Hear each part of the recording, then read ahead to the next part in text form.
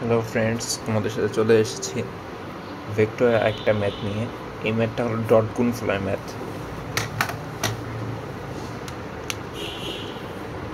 আমরা জানি ভেক্টরের ডট গুণফলের সূত্র হলো P dot Q is equal to P এর পরম মান কিউ এর পরম মান কজ আলফা। এখন বলছে এম এর মান কত হলে এই দুইটা পরস্পর লম্ব হবে। লম্ব মানে alpha is equal to 90 degree.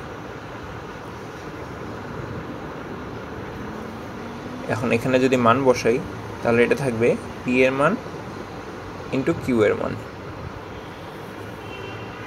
cos 90 equal to 0। অর্থাৎ পি ডট কিউ এর ডট গুণফল যখন 0 হবে তখনই ভেক্টরটা লম্ব হবে। তাই এটা এখানে অ্যাপ্লাই করে দেখি। এ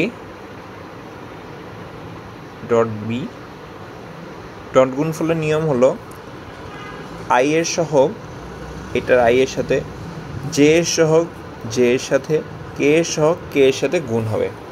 আই এর সহগ এ ভেক্টরের ক্ষেত্রে 2, বি ভেক্টরের ক্ষেত্রে এম, অর্থাৎ 2m হবে, আই হবে না।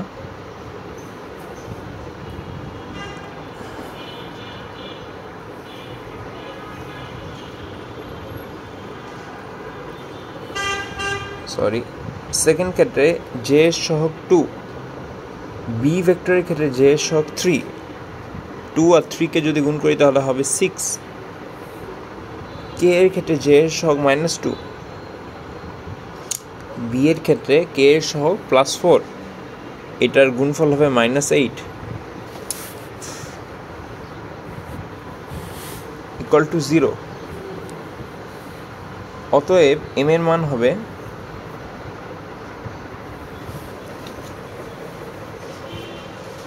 x plus 6 minus 8 equal to 0, 1। এটাই হবে অ্যান্সার। অর্থাৎ এম এর মান যদি 1 হয় তাহলেই ভেক্টর দ্বয় পরস্পর লম্ব হবে, অর্থাৎ গুণফল 90 ডিগ্রি হবে। Thank you.